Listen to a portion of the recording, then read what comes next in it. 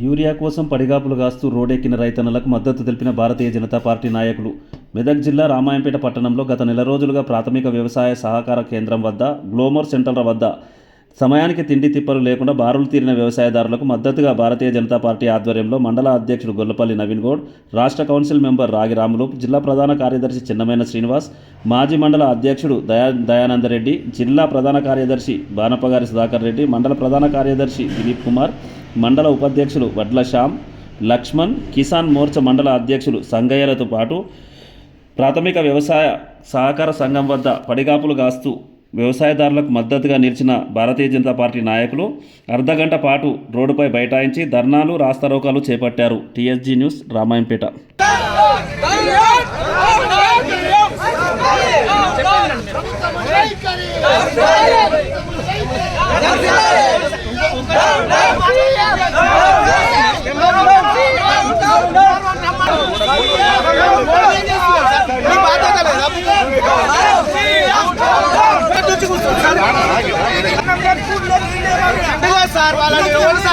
మనం ఆదుకోకపోతే మనం సాయం చేయకపోతే వాళ్ళు చేయాలి సార్, మనం చేయకపోతే వాళ్ళు చేయాలి సార్.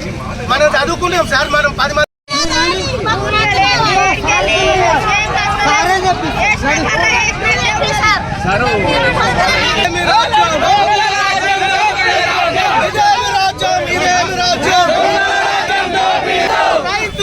విధానం లేక వ్యవసాయం మీద రాష్ట్ర ప్రభుత్వానికి సరైన అవగాహన లేకపోవడం వల్ల గత సీజన్లో మనకు వర్షాకాలానికి సంబంధించిన యూరియా యొక్క రిక్వైర్మెంట్ను ప్రభుత్వం, కేంద్ర ప్రభుత్వం దగ్గర ఉంచకపోవడం అనేది ఈ రాష్ట్ర ప్రభుత్వం యొక్క సిగ్గుచేటు.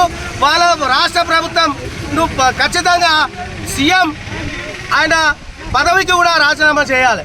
ఇంతమంది రైతులు తెలంగాణలో ఈ 10 సంవత్సరాలలో భారతీయ జనతా పార్టీ 10 సంవత్సరాల నుంచి యూరియా సరఫరా చేస్తున్న క్రమంలో ఈ రాష్ట్ర ప్రభుత్వానికి చిత్తశుద్ధి లేదు.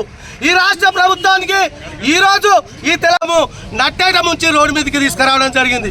ప్రభుత్వం క్షమాపణ చెప్పాలి. రైతులకు ఎట్టి పరిస్థితుల్లో ఈరోజు సాయంత్రం వరకల్లా అందరికి కూడా వాళ్ళకు అవసరం మేర ఖచ్చితంగా యూరియా సరఫరా చేయాలి. ఈ కార్యక్రమం, ఈ ధర్నా కార్యక్రమం ఇట్లనే ఉంటుంది. ఎంఆర్ఓ రావాలి, కలెక్టర్ హామీ ఇవ్వాలి, ఇస్తే మాత్రమే ఈ రైతాంగం ఇక్కడి నుంచి కదులుతాం. ఖచ్చితంగా రైతుకు న్యాయం జరిగే వరకు భారతీయ జనతా పార్టీ వాళ్ళ ఎమ్మటి పోరాటం చేస్తుందని ఈ సందర్భంగా తెలియజేస్తా ఉన్నాం. చాలా గందరగోళ పరిస్థితులు నెలకొన్నాయి.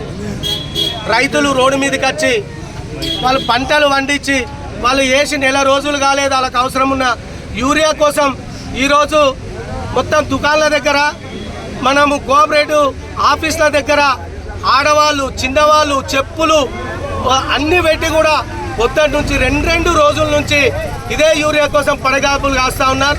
మేము రాష్ట్ర ప్రభుత్వాన్ని ఒకటి అడుగుతూ ఉన్నాం, మీకు సరిపోయేటంత యూరియా ఈ రాష్ట్రంలో ఉంది, సరిపోయేటంత యూరియా ఈ రాష్ట్రంలో ఉంది. 7.65 లక్షల మెట్రిక్ టన్నుల యూరియా ఈరోజు ఈ రాష్ట్రంలో ఉంది.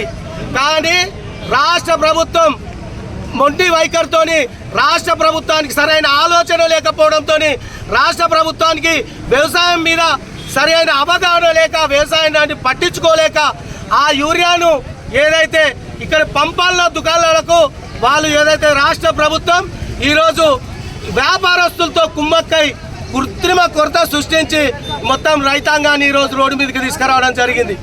మేము చాలా దీన్ని తీవ్రంగా ఖండిస్తూ ఉన్నాం.